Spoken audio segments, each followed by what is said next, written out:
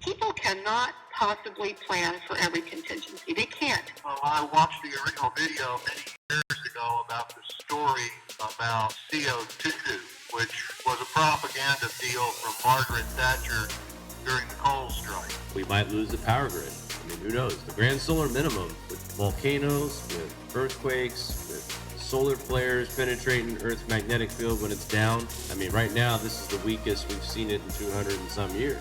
But I did notice a huge difference this summer. Very difficult to grow anything. We planted things over and over and over up here just to try to get something to grow. I've always kind of been interested in the cycles, and my background of taking botany and horticulture classes basically found out there was larger cycles repeating over smaller cycles, and even larger cycles of ups and downs in climate, dry periods, warm periods, cold periods, wet periods. I look at details. I was raised in the military. My father was a lieutenant colonel in the Air Force. He was a pilot. At the end of his career, he was a helicopter rescue pilot in Vietnam before he got shot down.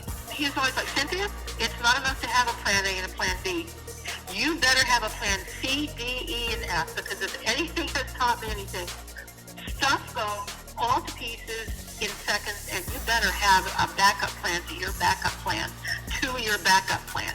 I think the most important thing for people to do is to try to build their relationships with the people in their neighborhoods and their community, depending on how big their community is. And they really need to get to know what other people are doing and how they're thinking. Because if anything happens, that's the people that's going to be knocking on your door.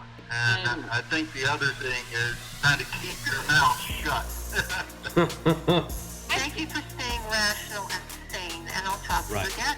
I wasn't expecting a lot of callers tonight. Well, and this is the beginning. It was so good. It was better than watching the Cleveland Browns. Wow. Matt taking shots on the live show. Please join us for our next call-in show on Patreon. Like our supporter Richard said, no one is as smart as everyone working together. All right, welcome to the Grand Solar Minimum channel. Tonight is Saturday, November 23rd, 2019. Actually, Richard is not on the air yet, so I'll just go ahead and take his name down. Hopefully everybody had a great week this week. Lots to talk about. We had a lot of winter weather to talk about. We had flooding in Venice. We had a lot of people finishing up their harvest. Some folks still working. We've had, propane shortages popping up all over. And thankfully, some of these farmers are nearing completion of their harvest. And in just the nick of time, especially when you're talking about all of the propane shortages that we're going through. But here we are. It's Saturday. We have an open topic night tonight for our call-in listeners on the Patreon channel. For those of you who want to participate in the call-in shows on Saturdays, most of the time Fridays, but I think we're going back to Saturday nights, just become a Patreon member. It takes $1 to join. There are other levels of platform to donate to the channel, but it only takes $1 to join the channel and get access to the call-in show that happens weekly. But also want to announce for next week on Monday night, we will have inventor Lee Wheelbarger on the program, and he wants to talk about 5G. And this is a good show. This is a good thing. There's a lot of hype on the internet, period, about 5G, and some folks are actually claiming that it might be used as weather manipulation tools. So Lee has a very long history of inventions, and he's worked around this type of stuff. And he's going to give us the cold, hard facts of 5G. That'll be Monday night on the YouTube channel. So looking forward to that. Mari, how the heck are you? I am fantastic. I am just setting up my windows here and getting saying hello to everybody in the chat. I got the line open for our phone calls. I'm trying to get in the chat, but you know what? My computer is acting a little wonky Well, right now. you know. So if you are asking me questions in the chat and I'm not responding right away, that's why I'm having some problems getting in, Jake. Well, so you're gonna have to be in the chat until I can actually get in. No problem. It will not let me in the chat right now. So, quick shout out there to Cheryl. These are our mods. Cheryl, thank you for showing up tonight. Hello, Matthew. Taking some time out of your busy schedule. Appreciate it as always. Pizza Hut. How you doing there? DIY Solar Homestead. A lot of people were asking earlier, did we have a show last night? And I was typing to Cheryl about that, and then I lost my chat window. I don't know if I posted it or not, but yeah, we had so much going on yesterday. When we got home, we looked at each other, we're just like, we need to have a night, you know? And I think that was important for us to do. I slept super good. I needed it. So sorry about the show. We're gonna have a makeup show though, aren't we, Jake? Well, possibly for tomorrow afternoon, tomorrow evening. Just a quick update. But I think having Lee on Monday would also be a helpful step in the right direction of making it up to listeners, because I mean, I don't know much about 5G, so I'm not going to talk about it really tonight. I know there's a lot of speculation that it's dangerous and all kinds of claims out there. So Lee, just look, there's enough to be worried about. And the way he looks at it is, we need to stick to what, you know, we can prove and what's fact.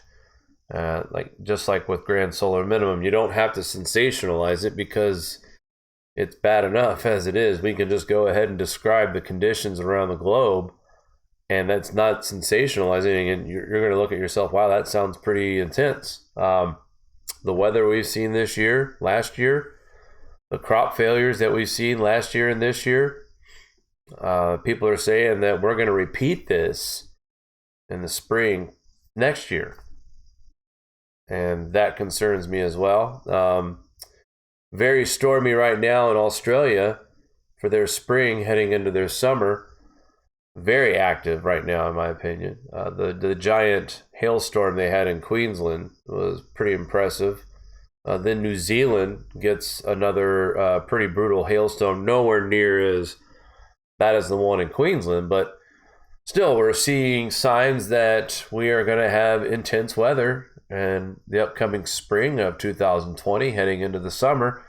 And what we saw also in Australia was that we had some snow still falling through their early part of the spring, which is what happened last year. And then the floods from all the rain and the melting. And then the farmers were getting a little worried because it was the last week of May and some of them weren't planted yet. So, hopefully a lot of farmers switch to that 92-day corn. And we've had Matt on the show. He talks about different kinds of corn to grow during... Matt? Oh, is he there? You don't say. Well, hell's bells. Matthew. Hello? Good evening, sir. Yeah. How are we doing tonight? Oh, you know, just enjoying this. Our screener wants to call you Bruce again. Yeah, you're Bruce. Yeah. I think you have like. I remember this the last time. I just started going by Bruce. We can call you Bruce. I mean, I have a friend of mine that unfortunately, when the cops pull him over, his name comes up as Bruce. And this Bruce guy is like 15 years older than him and has a felony warrant out for his arrest in Florida for grand theft. So my friend gets pulled over with guns drawn every other day because of the name Bruce. So it's haunting. That's funny. Yeah. He's not Bruce Lee, is he? No, Bruce Tillman. But no, it's scary. I mean, could you imagine driving and just every time you get pulled over, the cops have their hands on their guns and pointed at you every single time? I mean, drive someone crazy. Oh wait, it did. Anyway, Matt, how you doing tonight, bud? No, pretty good. Just got in from the field. We actually finished one field and we're on to our last 120 acres. So hopefully the next 2 days we'll get get finished off and be done for the year. So how long does 120 acres take? We should be able to wipe that out in two days. It'll be tomorrow is Sunday, so of course after church and the elevators don't open till 1 o'clock in the afternoon. So that'll make it a short day tomorrow, and then if we can get a good day in on Monday, we should be able to be done by Monday evening, and maybe just have some cleaning up and stuff to do on Tuesday. So we should be able to get.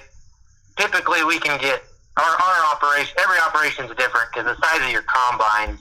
There's some really big farmers that they can wipe out a couple pivots, irrigated quarters in a day, but there's other farmers that getting 50 or 60 acres done a day is a big day. So it just depends on the size of your equipment, your machinery. I've watching videos that you've sent, watching Millennial Farmer, a huge fan of that channel. I really appreciate you throwing those links at me. I've learned a lot from both of you and watching his channel. And I was just talking about before you called in about 92-day corn and how I was getting ready to say it performed better than the 107-day. Is this going to be a trend that farmers are going to notice this year and plant more of the 92 next year? Do you think that's going to be like the popular plant? It really depends. What happened this year was a lot of those farmers probably had, their regular maturity date, hybrid corn already bought. And then when we had all the wet, rainy weather that kept us out of the field, a lot of farmers ditched their longer season hybrids and went with the shorter grow days, just knowing that their time was limited before that first freeze was going to arrive. So we traded some of our seed back too and got a few numbers that were shorter season, not the 92 days where we're at. We went and just bought some 100-day corn that we went with instead of around that 105 to 110-day corn. So as far as the yield, it just depends too. Even though it's so much as a variable between variety, and it might have just been that hybrid that performed well, in those field conditions, but it didn't hurt that as far behind as we were on growing days to have that shorter season to ensure that it reached full maturity, because if it doesn't reach full maturity, that corn will lose its test weight, and then it's also harder to get it to dry down. So if it doesn't reach full maturity.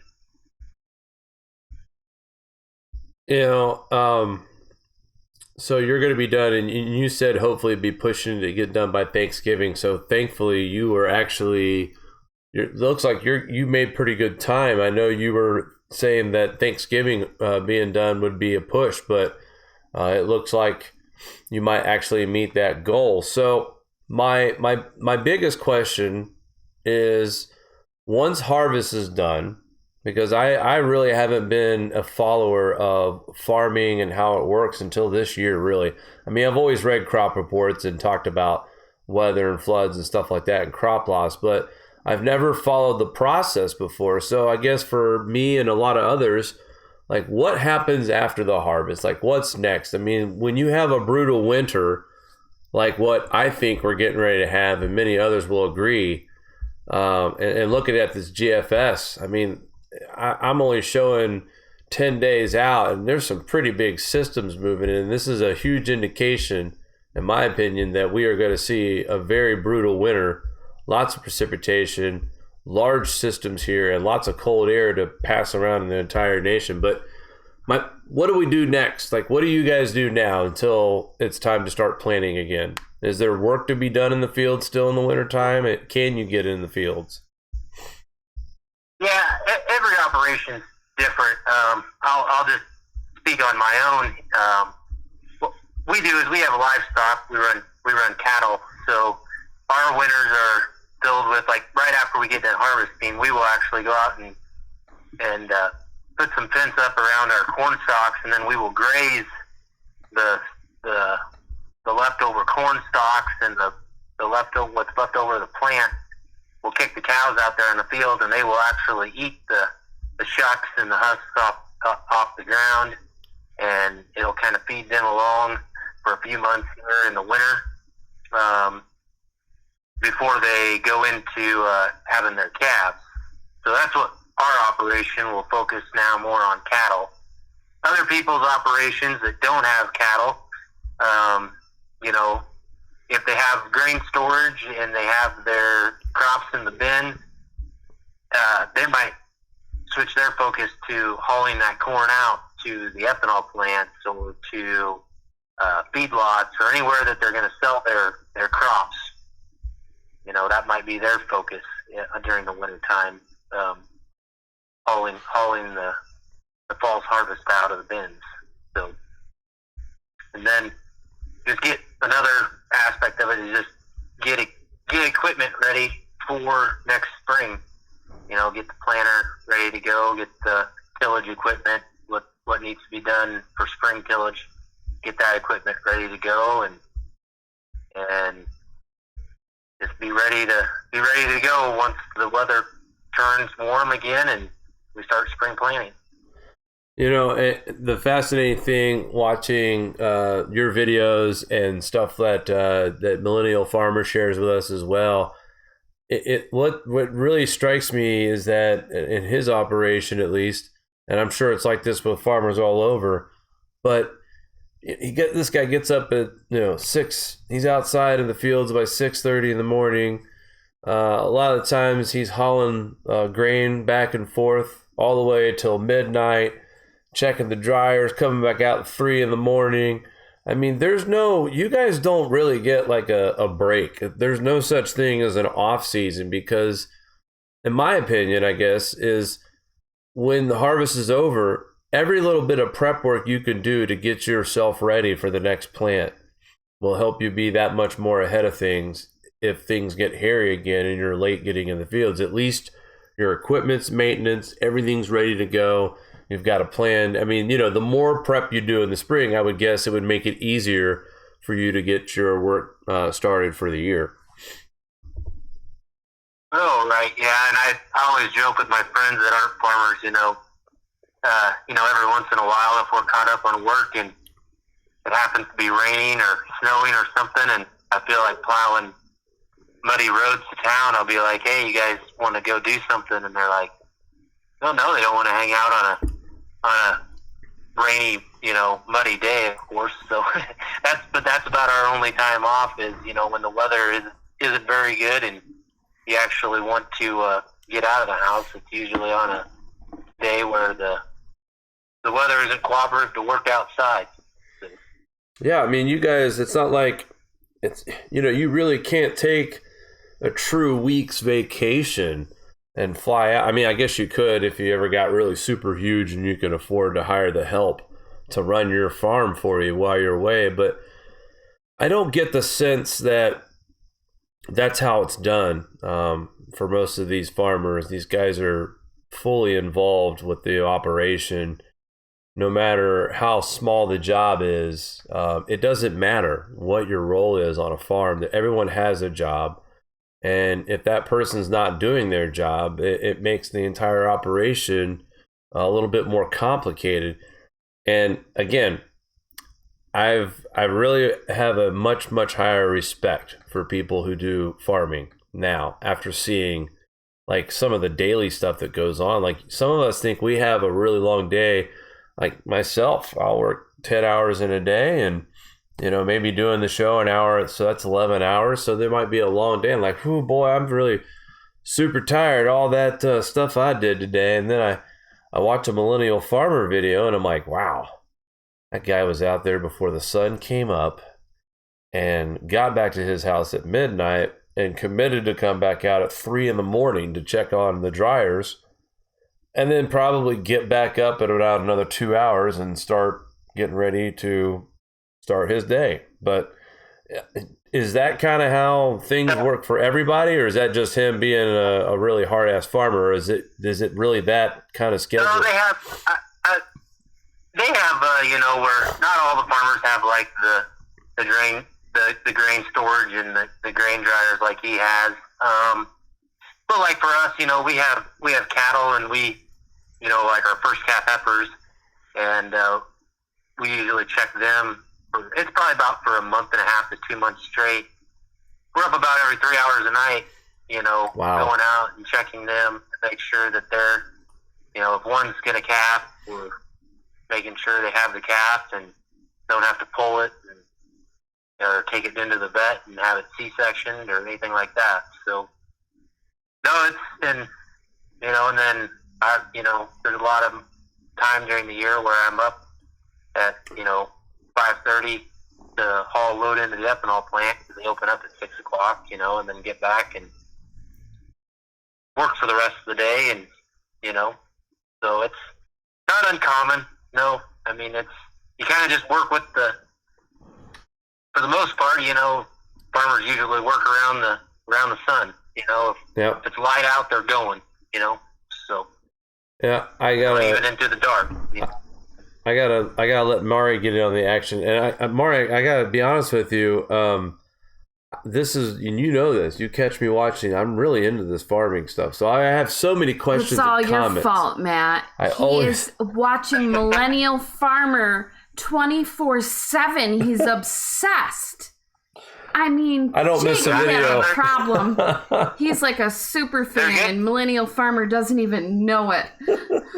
I told Matt the other day. They're good videos. He does a very good job with.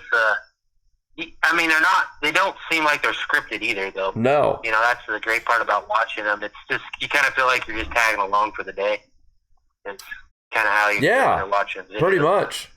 Like he's basically, this is what, here's my day, and to me it's just fascinating. Like, there's so much going on. But again, I told Matt the other day, I messaged him, I said, I think something is telling me I need to be a farmer. I want to sit in one of those tractors. But did you see that link I sent you today? Yeah. No. It was this homestead that's for sale. Oh, yeah. I didn't have a chance to check it out. I forgot what state it was in, but Alabama? It came with a tractor. Well, there we go. It was beautiful. It was like 7 acres of land. It had a pond, and it had all kinds of stuff. Thinking, old Jake Riley had a farm. Sorry.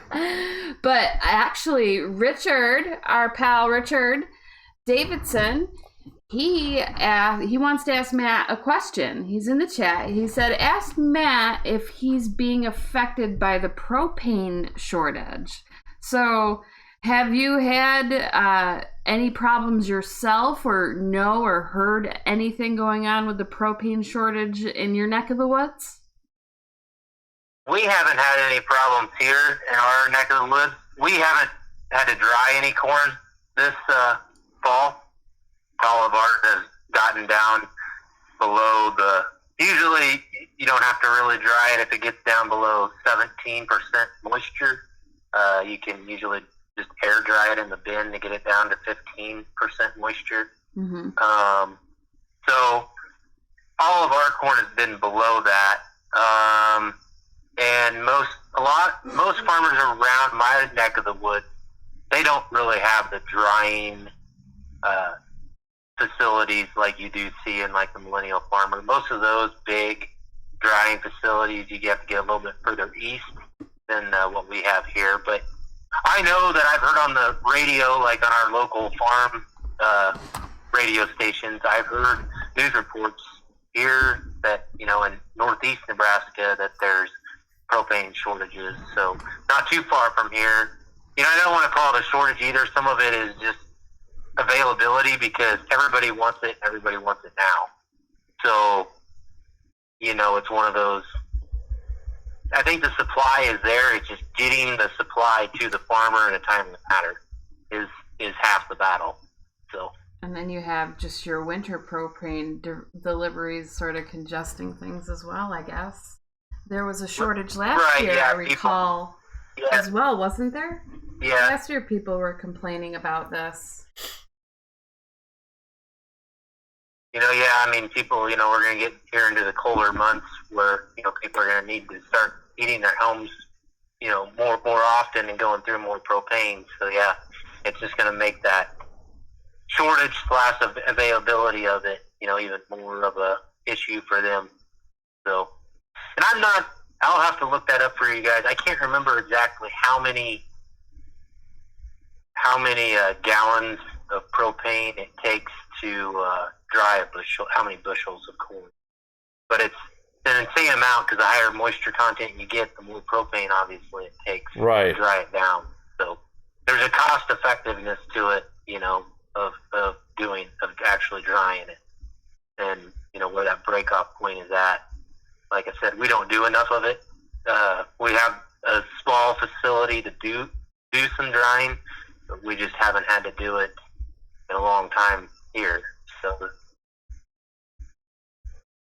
well, I hope that answers your question. Yeah, and I get it. Every year is not always like it is for it. And millennial farmers in northern Minnesota, so they've had a lot of rain, a lot of snow. It just seems like he talks a lot about everything has to be dried where he's at. And I know not all farmers are. Right. They're growing. Their growing days are that much further north. They're a little later to get to the field, and a little earlier freezes up there.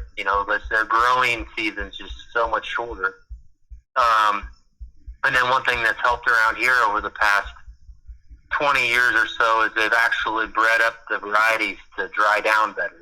They've selected the seeds to, in these hybrids to dry down a little faster.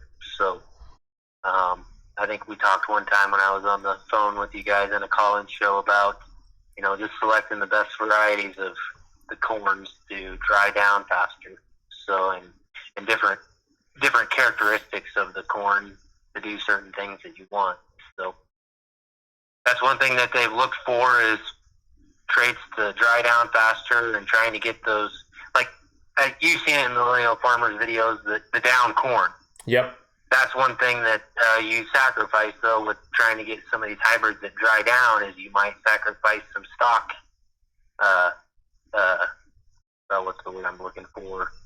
The stock falls over easier, the composition of the stock might break down easier, And millennial farmer, he uses a special header to kind of get that down corn. Is that more high tech? Do all farmers have that kind of access to that kind of accessories to their? No, not. I mean, I would say most of them don't. You can go buy a reel and put it on the header that you have. To try to help pick some up.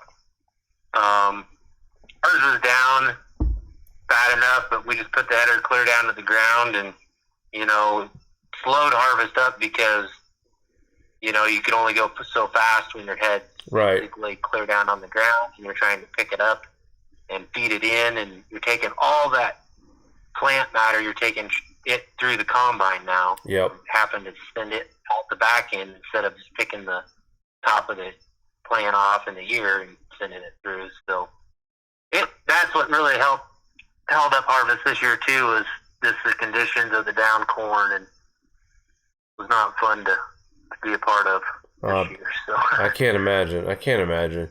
And I'm watching this GFS Outlook, and I'm counting a couple major systems moving, especially through your neck of the woods. You're going to see a few different snowstorms hit Nebraska in your part of the woods at least 3 times before December. And then it kind of shifts a little. Right, that's what we're trying to get done.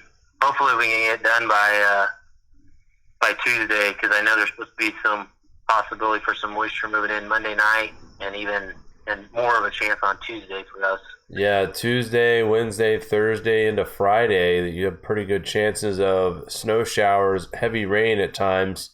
So just a mixed bag of everything. And wow, I don't remember the weather being this active last December, especially the size of these systems that are moving through. I know we have talk of a sudden stratospheric warming event that's going to happen over Eurasia. not my Asia, your Asia. And that's going to push a lot of the cold air from the Arctic down through Greenland and Canada. Mari, what is your problem? You totally stole that from a comment in one of our Well, videos. you know, he wanted to be a wise ass, and I just want to be a wise ass back. That's all. So I like it. It's not my Asia, it's your Asia. So, but but no, I mean, we're gonna this year. If I'm not mistaken, the sudden stratospheric warming event took place on this side of the north, and this year it's on the other side, so it's pushing the cold air. If I'm not mistaken, I thought it was the opposite. So this year we're going to see the colder part of this, parts of the UK as well. So some of the stuff that we were expecting is going to happen, and each winter, to me it just feels like it's getting worse each winter, and I'm just concerned, or maybe not concerned, but curious about how next year starts and harvest ends. Do we see a later harvest next year than we did this year if planting season gets any later? We kind of got lucky and caught, at least here, we caught a lot of nice days here that we were able to get through harvest this year. Last year, at this point, we were probably only about halfway done because we had all that snow early in November here. And yeah, the Lando came. Yeah, it turned into where we would get a little bit of snow and some rain, and then the days just wouldn't warm up. And we actually had a few more warmer days this harvest. So, I like last year was actually worse for us because, like I told you earlier, like we didn't finish up last year's harvest until December 23rd. Wow. So this is a much better year. We started about the same time. What's that? So this was a much better year then. Yeah, we just caught that window where, Well, he is in a part of Nebraska that, like, he got lucky, right? Well, yeah, he's saying they caught a window where the opportunity was there, and that's not the case for everyone in Nebraska. No, not all of it, but yeah, you definitely were in a small bubble. He got lucky because of how his land is, right, Matt? It sort of spared you from all the... We're more in the western... Yeah, we're more in the western... Where I'm located at is the southwestern part of Nebraska. So, yeah. It's typically more dry here. We're far enough west that we're normally on the drier side. Of course, I think, Jake, you lived clear out in northwest Kansas for a while, right? Or visited. Yep. So you know what it's like out in this area. It's very windy. Very dry, windy and dry, and low humidity. Yep. So for us, this change and you guys were kind of talking about one time. You were talking about like some places might benefit a little bit from the GSM, from the shifting weather patterns. I kind of feel like where we're at, we may benefit a little bit because we could use a little more moisture out here on a typical year. Yeah. So we've seen some of our dryland yields where we don't have irrigation. We've actually seen yields in those places actually increase from the last 2 to 3 years. So I attribute that all to basically just getting more moisture. I mean, that because we have had some of the wettest years, on record here, 2017, 18, and now 19 have all been extremely wet. So it's possible. But like I said, we don't get as much moisture as like you see Millennial Farmer where they're doing the drain tile and trying to get the water out of the soil. I mean, we would never ever think about putting drain tiler in because we're trying to figure out how to trap as much moisture in the soil as we can. And I was going to say too, you're like in the Goldilocks zone then of crops. If everybody else is getting increased moisture, and that just means perfect conditions. I mean your area could thrive. Yeah. Now, I think we talked about that one time. Is there might be a few areas that benefit from this, and I'm hoping. I guess our area is one of them. So I know the acreage that is called preventative planting. That is where you guys don't grow anything on those acreage. Do you think we'll see more acreage planted this year and less of the preventative acreage? And it all depends on what type of spring we have. A lot of those prevented planted acres were put in because of they couldn't put in a cash crop because they knew it was going to fail. So a lot of them put in, cover crops and stuff that they could use for hay or forage, for animals later. So, I would say that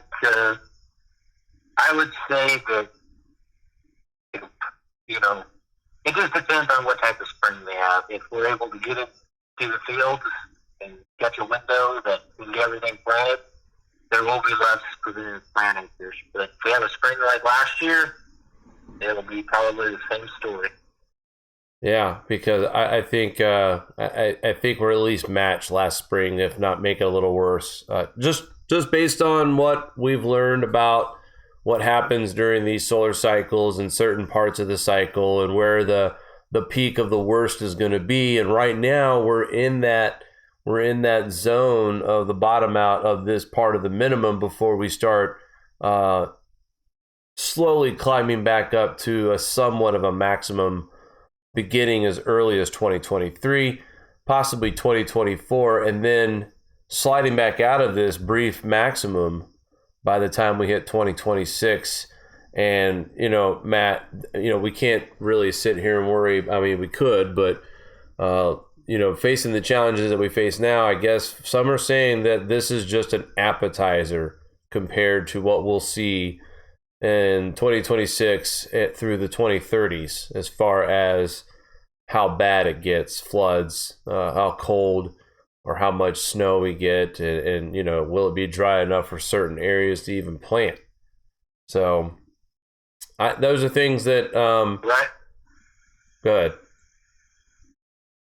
Oh, I was just going to say, we have a lot of counties and county roads and stuff here and around that, like local governments and the counties, they're running out of money this year because they had to re-gravel so many roads.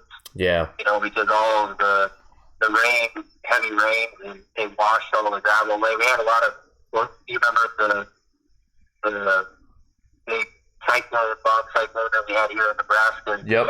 All those bridges and highways. And if that happens again, it's going to be another stressor on our state economy how do you go back and, you did all that work to get everything fixed, and then it's all wiped away again. I know there was a couple of towns in Nebraska here that got flooded 2, if not 3 times. Wow. Some people just had gotten their basements fixed and, had gotten everything dried out and new carpet made. We had another rain later this summer that, flooded everybody again in some of those places down. And they were back to going through the whole hassle of doing the insurance again to get, some of it wasn't covered by insurance because, we don't have flood insurance. So. Yeah, I know that this winter the flooding was pretty big. Or I do remember now that there was a lot of floods, especially we were talking about the backwater flooding. But hopefully we learn a lot in these next couple of years about how to farm in these kind of extreme weather swings and temperature swings and climate swings.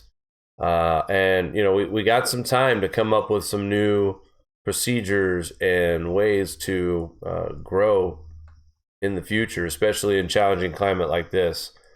So not out of the woods, but and I don't know if that was an indicator of, but that's kind of what tripped me off, because I wasn't really paying attention to this channel yet until we kind of had that bomb cyclone in Nebraska here. And the unique thing about that, what happened was, if that would have all came in snow, we would have been all right with the flooding. But what happened was that bomb cyclone happened so early in the year, it's still during wintertime, but the ground was frozen, but yet we had rain. It was a rainy day. So all that water could soak into the ground because the ground was frozen. Instead of it being snow and just piling up and melting slowly over the rest of the winter, it all came as rain and all just running. The ground was frozen. And the rivers, filled up, and the frozen ground is basically acted like the ground being saturated. We're having. That's what kind of started thinking that, there's something going on here to have a rain when everything's frozen. We're having a little bit of audio trouble on Matt's end here, folks, so bear with us. But Matt's talking about when they had the bomb cyclone, the ground was frozen, and they got the rain, but the rain would not soak into the ground because it was still frozen. So your rivers filled up, and your water really didn't have anywhere to run off. So, of course, it was puddling up. You can only imagine the troubles that they got from this. But Matt was referring to this weather event was the first time that he started to pay attention to channels like this, Grand Solar Minimum, and other channels related to this topic. And I always say this, but if you really want to know the truth about weather, listen to what a farmer has to say about weather. Listen to what their opinions are, and when they say they haven't seen certain things before, because those guys, they don't get paid to speculate or sensationalize. I've always felt like there is a true observation being made when I hear a farmer talking about weather, climate. I've never seen that before. To me, I pay more attention to that kind of talk than I do about maybe a channel that has a lot of opinions. Mari, did you want to add anything? I can add to that, Jake. Great. If you're gonna lead me in like that. I am. So, a thought with the precipitation events, are people really watching soil moisture retention? And then going forward into spring, what are we going to see with flooding next year in comparison to last year? You can't tell me the ground's 100% dried out and recovered from what we've experienced this past year. I mean, sure, there's a few small places that have droughts. It doesn't seem, looking at like drought maps, that it's much. But I mean, these big, if you look at soil moisture like anomalies and stuff, it's going to be interesting going forward, seeing how infrastructure holds up, because people are saying we're getting flooded like we've never been flooded ever, and you see 100-year flood after 100-year flood after 100-year flood in all these different places that are not drying out. What happens next year when the same weather patterns are pegging the areas with precip? What is the infrastructure? How can it hold up? Yeah, can you hear me? Yep. We have like reservoirs and lakes here that, and some of them are man-made, but it was kind of funny because it was back like in 2015 or 16. They come out and they said, yeah, we'll never see them full again. A lot of these reservoirs and lakes are probably, they will never be full. And then fast forward to the floods of 2019 here, and there was a lot of them, Harlan County Reservoir and Lake McConaughey and stuff, now that they've had to change their tune, and they're like, well, I guess they're full, so it's kind of reminded me of the snow, of the Al Gore thing with the snow. It's, we'll never see this again, and then Mother Nature does its thing and shows everybody who's boss. So, I mean, a lot of places that had drought, they have their dam levels at reasonable levels right now. I haven't checked the dam levels in a long time since, what was that? How long ago has that been? You haven't checked the dam levels? The dam levels. Why the hell, Jake? damn not? I haven't checked the dam levels in a long time. Have you heard anything? No, I I haven't. think there was something like Northwestern Dam was still having an issue up to like maybe a couple weeks ago. I don't remember what, but I haven't heard much. Wasn't there a dam in Oregon or Washington that was last something recent? spring? I don't recall. I haven't really been online a lot lately, so I'm like out of touch. But I think it was in the Northwest. You don't recall that, Jake? I don't. I really, and that's it. I gotta say this. Since I've been doing this channel, I've never had so much information that I've had thrown at me in 2019 with papers, with weather events, with crop loss, with understanding how things work a little bit better. And we didn't have all this happening in 2016, 2017. It started to ramp up in 18, but this year is beyond noticeable that there is some kind of effect taking place. And it's convenient for Al Gore and all of his friends to say that it's global warming's fault. But we also know here on this side of people who follow the solar cycle theory, in my opinion, it's not even a theory anymore. It's an actual fact. These solar cycles, you can correlate these major flooding events towards week minimums or grand solar minimums. These big heavy snows, these really quick quick burst of heavy snowfalls also are linked to regular solar minimums. We had a deep minimum in the 70s. That's why we had such a cold winter and snowy winter in the late 70s. And that's where we feel like now this winter is probably going to rival that, according to what we're seeing right now and what's happening right in front of our face. This is the next 16 days out. You see the GFS. We've got several snow systems moving through the United States, pretty big size systems too. And it's only early December, so we still got January, February, March to get through, and places like the Great Lakes and the Northern Plains and the Northeast, and we're going to see winter through March at this point, and possibly some tricky weather in April and May at this rate. But who knows? Things change so quickly, right? But I think I'm pretty confident, though, about what I'm seeing, what I think is going to happen next year, next spring, and the next summer before things kind of start falling back into some normalcy. But it's not going to be the same what we saw in the middle of solar cycle 24. It's not going to be bad, but it won't be what we saw in 2014, 15, and 16. So anyway. We haven't any questions. Well, I'll jump off the line here unless somebody else has another question for me and let somebody else call in. Well, thanks for not being a show hog, Matt. I mean, Yeah, that's what maybe Pizza Hut can call in. We're here from Pizza Hut. Pizza Hut, there we go. Pizza Hut. Damn right. Yeah. You know who should call in is Doug. He Doug? keeps on joking about this damn bikini. And I told him, you know what, Doug? If you want a GSM bikini so much, just grab 2 GSM stickers and bring your own bottoms. There you go. And there Make you go. Make it be red like the sun. We have it. It's right there. And then Cheryl, he's trying to challenge Cheryl into a bikini contest. GSM Polar Bear Club or something. I don't know. Speaking of bears, Grizzly just popped in and did a super chat. Thanks, Matt, Grizzly. We'll start a GSM calendar. You could be February or March or something, all right? Oh, yeah, give me the short month, why don't you? That's a former joke. I like it. All right, you get... I'll talk to you later, we'll Matt. Talk to you guys later unless somebody else call in. Yep, bye. See you, bye. All right, Matt is a longtime viewer of the channel, and he's part of the community in this channel more than you know. If we have any understanding at all about crop loss and growth and planning, it's thanks to guys like Matt and Jesse, and of course watching videos like Millennial Farmer to help understand.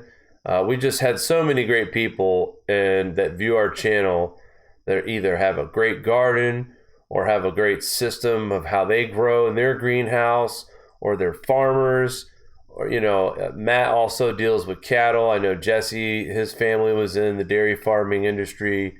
It's just great to hear from people who actually do this work. And,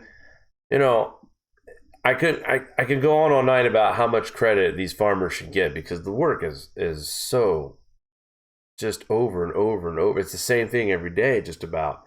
And I don't think it's the same thing every day. I think they deal with a lot of day-to-day challenges that require. There's a routine they have, MacGyver, but there's a lot of curveballs that are thrown at them. So yeah, you're right. Yeah, it's tricky work, and you gotta figure out how to deal with adverse conditions and alternatives, and Well, it's like got a lot of respect. There was an episode where millennial farmer took out a farm tractor and lost a wheel off of the thing it was pulling the discs to do the tillage, and so the bearing was what was shot.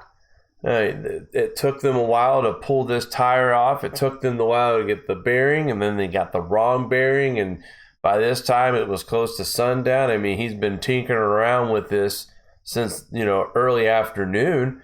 And finally, somewhere around 6, 7, 8 o'clock at night, they get the right bearing in, they get the tire back on. It's 9:30, and people like me are like, all right, well, we'll get going first thing in the morning. No, he gets in the tractor and he starts working again.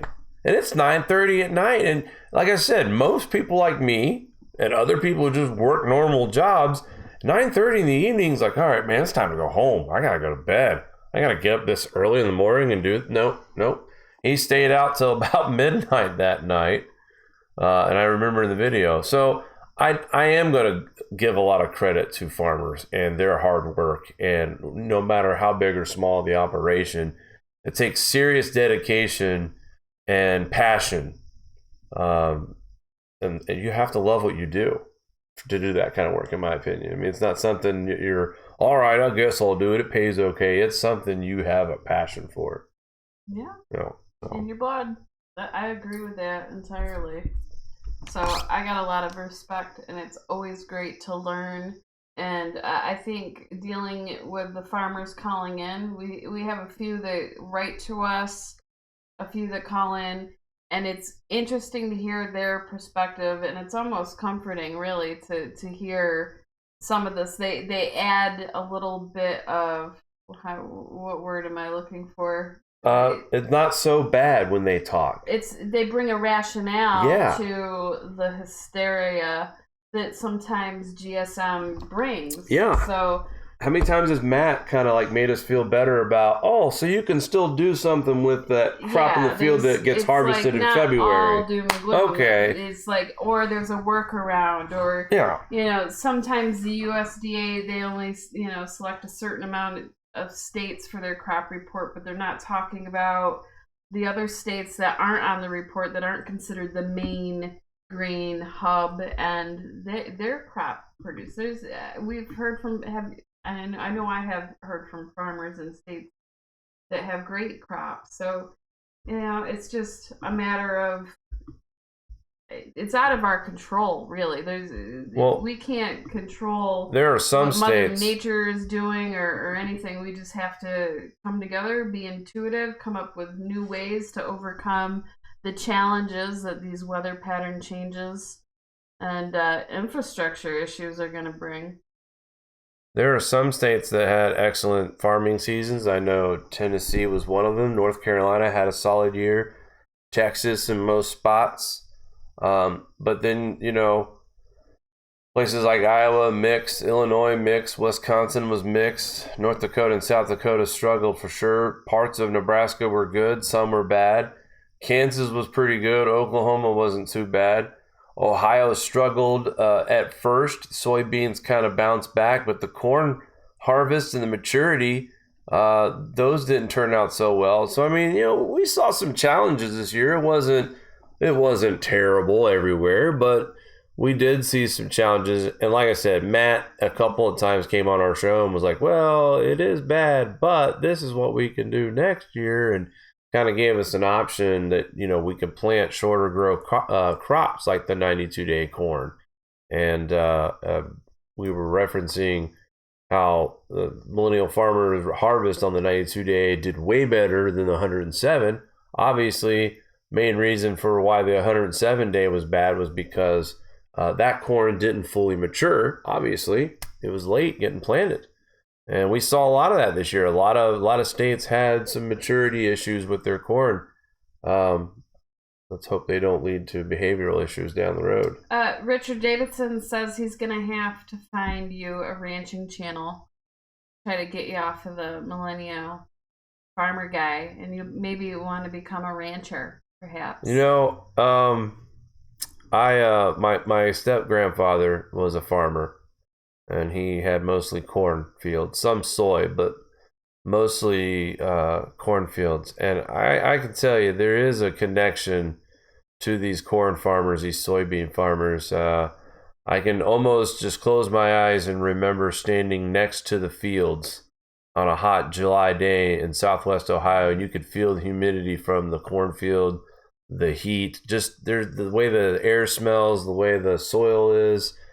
I don't know. I think it's calling yourself a corn boy. I'm a corn-fed, Ohio-bred, wannabe farmer. I don't like. I think cornhole is a stupid game. It's throwing a beanbag at a box. No, but I don't know. There's some kind of, for me, I feel like there's a connection for me as far as corn and bean farmers, because I kind of grew up around a farm as a kid. Like I said, my step-grandfather had 750 acres. Not that big, but for me, that was huge. You know, just seeing how much field he had and watching him work in the fields and his workers do it. So, you know, I'm not saying nothing wrong with the ranch. I'd love to watch some civilized channels about ranching. That'd be great. But, you know, I think I pay attention to the Millennial Farmer and Matt, what they're saying a lot, and Jesse as well. It's to keep grounded on the whole agriculture situation, because there's some people out there that want you to believe that we're shit out of luck right now. So, you know, Marty, did you want to add to that? I feel like you can be doom and gloom, but it's what you make of it, really. Yep. You take the information for what it is, and you go with what feels right in your preparations, and it is what it is. There's, you know, only so much you can do to actually. Thank you for doing that. That was driving me crazy, by the way. Let me end that too. I think it's good. Okay, so what was I saying? That totally distracted me. I apologize. Yeah, hung up, but you know what? Anyway. There's always gloom and doom, but there also is a silver lining too when it comes to crops. That's right. We want to be rational. You know, you can think the worst and prepare for the worst, but we can also hope for the best, and maybe we'll get that. I think I'm a big believer in what kind of vibrational energy you give out, you get back. So if you sow goodness, you'll reap goodness. Right, Jake? Yeah. Not to be too opportunist, but really, if you take the steps you need to do to prepare, you should be all right. I mean, and here's where I'm going to come in and say this, you know, that's a good attitude to have. And here's another thing. Anything can happen anytime, anywhere. And you know, it could be a health issue. You could get in a car accident. You could get struck by lightning. You don't know. You have to be just ready to go. Well, we all die. Bottom line. It doesn't matter what it is. It's like you have to have a certain faith or a certain level of comfort in the unknown to get by. It can't be fear. It can't be doom and gloom. You have to have just that mindset that all will be okay no matter what. And I know that's easier said than done, but it's a certain level of consciousness, and you have to really work on it. It's your blind faith. Not to get all preachy, but you do have to have blind faith and be positive, not doomy. There's a lot of people out there that are scared, and I understand that, but it's not all doom, and it's not all scary. Well, Mother Nature is going to do what she wants to do, whether we're prepared for it or not. And that's the other factor that we have to really consider too, is that extreme weather events, I don't, you know, when Denver had that 84-degree temperature and then it dropped all the way down to 17 degrees in 24 hours, these were the kinds of temperature swings that the grand solar minimum is going to bring on a more frequent basis. And like I said, this is just the beginning. So, but on that note, guys, we appreciate everybody tuning in tonight. Make sure you are joining us Monday evening as well. Inventor Lee Wheelbarger will be on the program, and we will talk about 5G. And he'd like to clear up a couple of rumors about 5G and what impacts it could have on us and possibly our weather, or will it have an effect? We need equal opportunity when it comes to ranchers versus farmers, apparently. Oh, So I'll be the rancher, you'll be the farmer. That's fine. I'm fine with that. We are diplomatic. No, taking care of it. No So, problem. No problem. Now Richard said we're going to watch Our Wyoming Life. Us ranchers are protesting for equal access. All right. Equal rights in GSM. We'll get the ranchers in. Don't worry, Richard. All right, guys. Thanks for watching, and we will talk soon. We'll see you guys Monday morning for the morning show, and then Monday night, 9 p.m., Lee Wheelbarger. Thanks again, Grizzly, for that super chat. Yes, thank you very much. Chat. Thank you. Guys, have a great night. We will talk soon. Did you want to say something? Yeah, actually, I forgot. This is the last thing I'll say. This call-in show is great, and I really would love more people to call in. And to help that, I am going to switch our phone number for the next call-in show to be a toll-free number that international people can easily call. That's been requested. Mr. Morgan Kell, he's over the pond. He wants to call. He wants an easy way to do it. That number will be the easiest way, and we're going to go ahead. We got I think like 5 new patrons for November, and that's given us the push to be able to ditch the regular phone number to upgrade the number to a toll-free number. Sounds so good. Thank you, patrons, for this opportunity to host the call-in show. Yeah, you guys are running it. I believe we have 52 to 54 patrons, so please call in, and we're going to try different time zones now with the toll-free number, so hopefully we can hear different perspectives from all over the world about what you're doing, how you heard about GSM, your thoughts, and all that. Ooh, about to get interesting, folks. All right, thank you very much, Mario, for that update. And again, thank you to our Patreon subscribers. You guys are the ones that make this show possible on Saturday night, so thank you once again. It's going to do it for us. We will be back Monday morning. And until then, folks, have a great weekend, and we will talk soon. Take care.